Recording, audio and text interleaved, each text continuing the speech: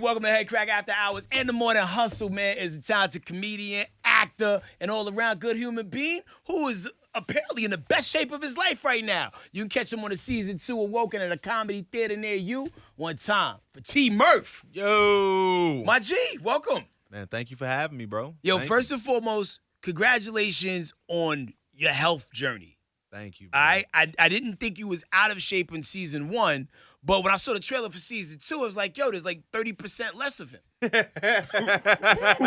What triggered you to get it together for, and just, improve on your body? Man, in all honesty, so I saw myself, season 1, right? Mm-hmm. And then it was a lot going on. You know, the pandemic happened, and then I started seeing clips of myself, and I had titties, and I was like, yeah, I got to get rid of these. You know what I mean? Like these. Now that's real. Yeah, man, because on TV they say it adds 20 pounds. So if you already heavy, and I'm not a tall person at all, you know what I mean? So I think shooting season 1, I was like 194. And I'm like, that's a lot of weight to carry on this frame. You know what I mean? And then when you see it on TV, it looks like an additional dub on top of that. I'm like, yeah, I got to get rid of this. Well, it looks like you maintaining it well because, I don't know how long ago y'all shot season 2, but sometimes, when people, get in shape, I seen it happen with a rapper recently who shall remain nameless. Like, he lost a lot of weight before his album came out, and then, I saw recently, it's like, yo, bro, what happened? But, you're maintaining. Yeah. So I'm in the gym, man, 5 to 6 days a week. Hell you know yeah. what I mean? Every day I go, at least 2 hours of just getting it in, man. So, at that point, it don't matter what you eat because you're burning it off. You know what I mean? Unless you're competing, then, I can change my meal plan. But right now, I'm maintaining, man. Make sure I stay ready. Well, yo, T, you are part of one of the best promoted and one of the most well-loved and received TV shows on any streaming platform right now, which is Woke, which was a sleeper hit during the pandemic because, as you're binge-watching everything, you're looking for things to watch. Yo, Woke season 1 was amazing. Thank you. Definitely delivered all the jokes. And, being a sneakerhead myself, the character that you play in the show is like, all right, I definitely connected to the character. Once that series hit the streets, was it harder to move around? Because you have a very recognizable beard. It's hard to hide. Well, I will say, so during the pandemic, it wasn't I didn't really see it during the pandemic just because we had masks on. So people would look, but they were like, they trying to figure it out. But now, coming out of the whole mask mandate and all that, man, look, bro, every time I go somewhere, I don't even got a name no more. I'm just dude from Hulu.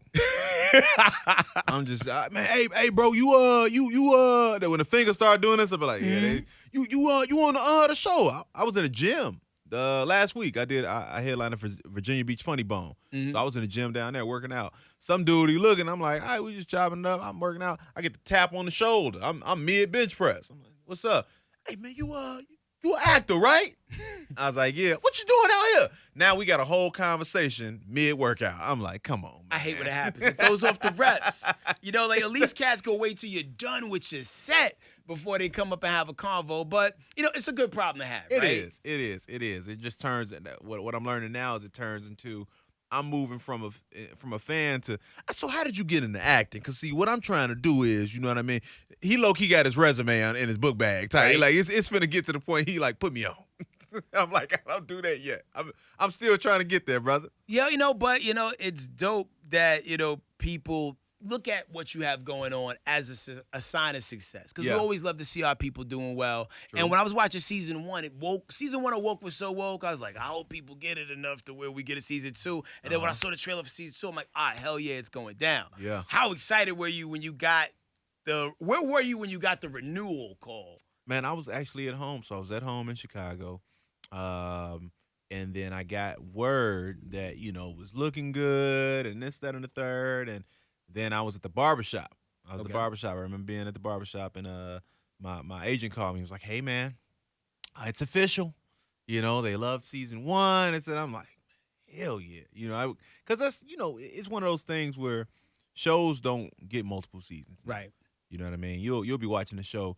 I've seen shows that'll get a 13 episode order, and then midway through filming, they like, we just gonna do 9. It ain't hitting, it ain't giving what it's supposed to give. You know what I mean? So So to get a season 2, especially coming out of a show that aired during the pandemic, is something special. It's a beautiful thing, and also, respecting the fact that you also do stand up as well. Yes, sir.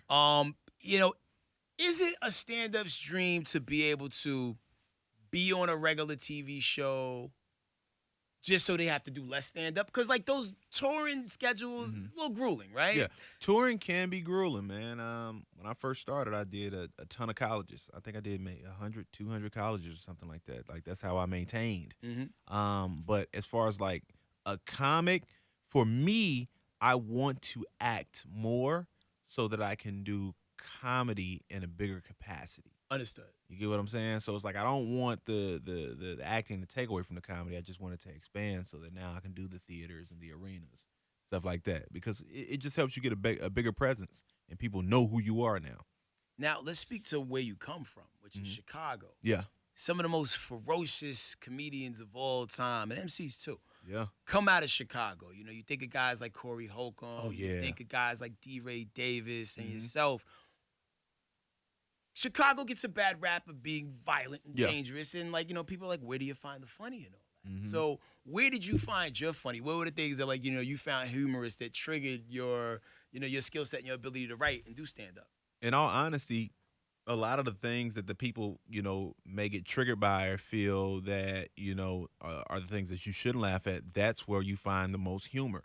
Because like I talk, all the dudes that we talk about, we were just sitting here and a rapper left, right? And it's just like in Chicago, everybody looking like the rappers. You see how all the little dudes in Atlanta dress, they dress like the celebrities. So I would just roast the apparel, you know what I mean? How they dress, how they look, the dreadlocks, the blonde tips. I would talk about everything. If you think you fly, I'm still going to break it all the way down and let you know that I'll roast your ass either way it go. You say something terrible about my outfit? I mean, you look like a 80s speed walker right now. Like that shit.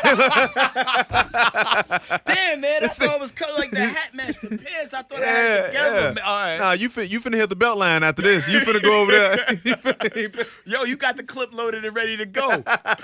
Yeah, man. I mean, so yeah, comedy is easy, when you're just talking about personal experiences. That's what's up. Now, one thing that we was talking about off the grid is how you actually used to be involved in gang culture. Yeah. And there's a lot of people who throw these different names and these different sets around like it's play, but it's truly real in the field. It is. How did you get in and how did you get out?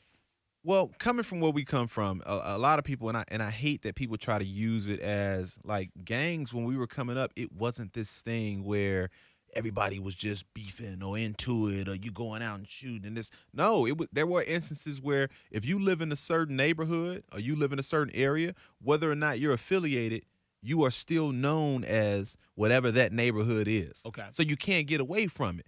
And then my entire family was affiliated at one point, right? All my cousins, all of my friends and whatnot. So being around those people, you're automatically going to be categorized as that. And you can't, public school. You can't go to a public school. You're getting picked on. You got cats harassing you, jumping on you as an individual. So at some point, you need some type of group or people to be around. If you're not playing football, you're not playing basketball. Like think about, oh, he a hooper. We ain't gonna bother him. Oh, he play football. Oh, that's Mike. He on the wrestling team. But if you just out here floating around, now you may have issues with people who from the other side of the tracks or cats from the other projects and things of that sort.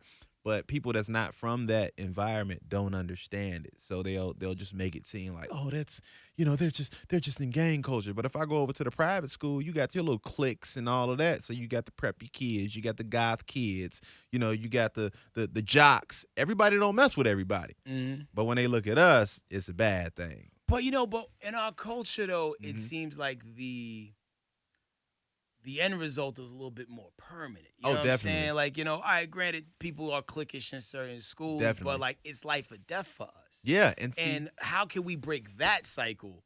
And because there are people who are suffering from PTSD just for being not even in a gang, but just being around it. Yeah. I think what it is, and I will say this is not just like a lot of times people try to blame it on the music. It's not just the music. It goes into the parenting. The structure of the family. Like as a parent, you have to be able to educate your children and instill in them values, right? So you can't allow the world to raise your kids. a lot of people want to blame the world for all of their problems, but I grew up in a household where I had active parents. So You know what I mean? So as a father, I'm an active parent. So when my children decide to do certain things or I find out that they want to do something else, I'm going to educate them along the way of the consequences and repercussions of the actions that they take. A lot of people don't do that. They just blame everything. My daughter want to wear less because of Cardi B. No, your daughter want to wear less because you not explaining to her that that may not be the look that you want her to put on. Or your son, my kids out here sagging and scamming because of music. No, your kids out here sagging and scamming because you ain't told them that ain't what they supposed to be doing. Absolutely. You know what I mean? So people just lack accountability when it comes to the parenting, man. There is like also the dynamic of like the kids who are sociopathic enough to know what to do and what to say around their parents. As soon as they walk out that door, boom, they're a whole different person. Yeah, and they got to be smart. You have to be smart enough as a parent. Don't be afraid to go through your kid's phone. Take that phone. Go through that phone. Check that TikTok. Go through that. Go through that. What's the little Telegram? Go on here. See what groups they in. That's key. Sometimes you ain't gonna like what you see and you can't unsee it. But you got to go through because you feel like, all right, as long as I don't know, okay, then what? Now when you're going down there to the county to get them out, I bet you wish you knew. Real talk.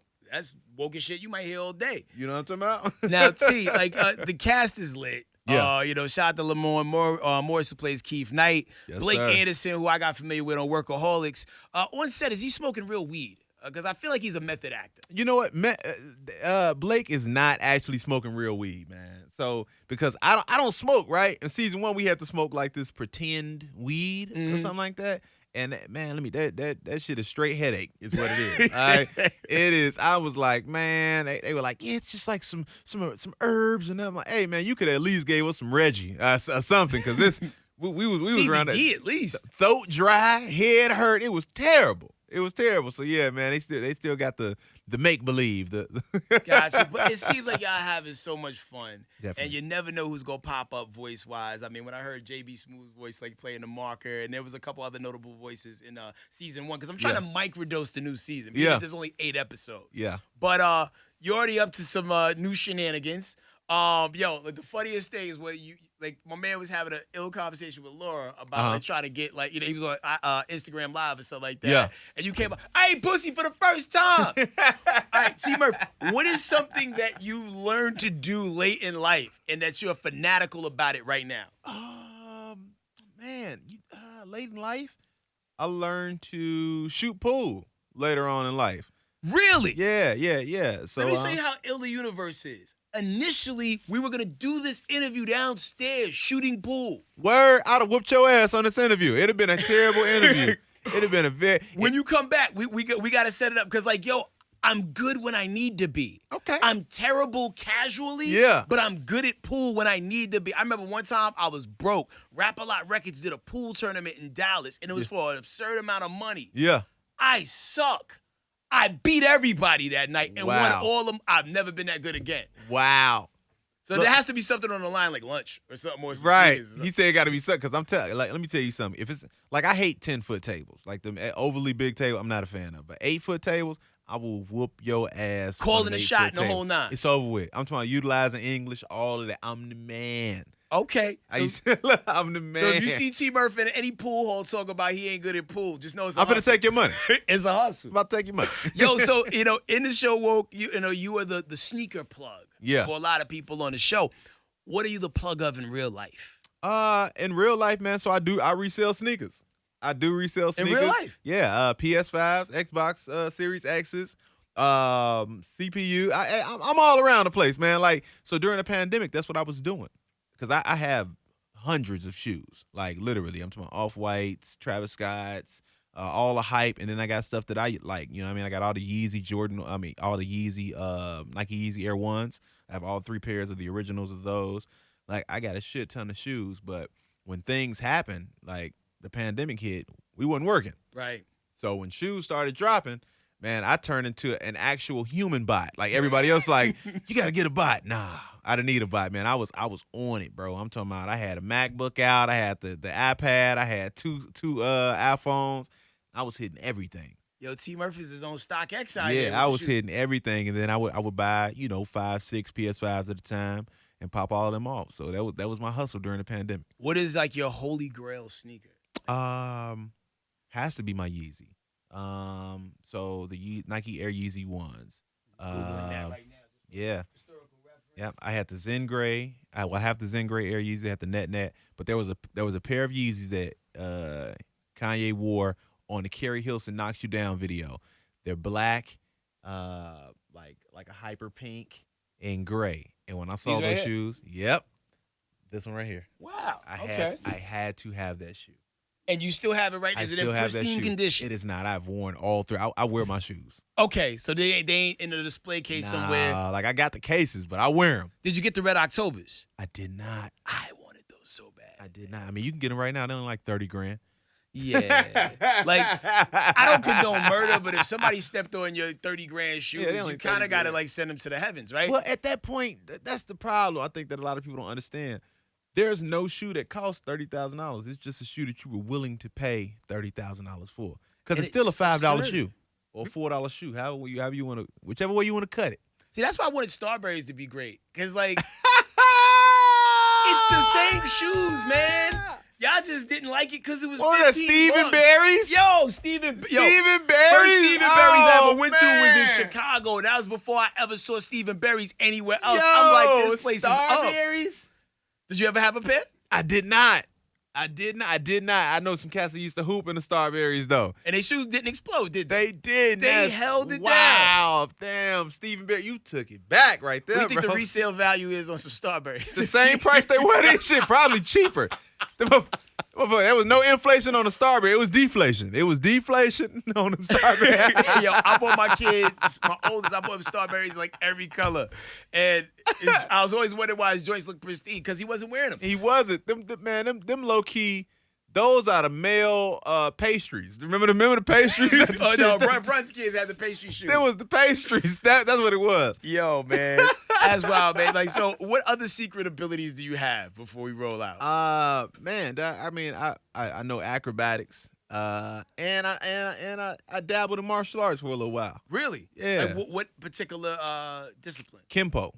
Okay. Yeah, Kempo. So is that with the sticks? Well, Kempo, you do utilize weapons and whatnot, but yeah, man. I mean, it's one of the more brutal forms of martial arts. You know what I mean? Like everybody right now is doing like jiu-jitsu and all of that. Like people like to grapple. I like to strike.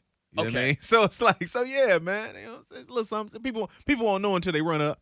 Yo, just know when you see T Murph out in these streets, these muscles are not for display purposes only. No, he said I got hands and they work. You know Classically trained in ass whipping, professionally trained in telling jokes. If people want to see your tour schedules, they can pull up on you in all these different spots that you're going to be, where can they go for that?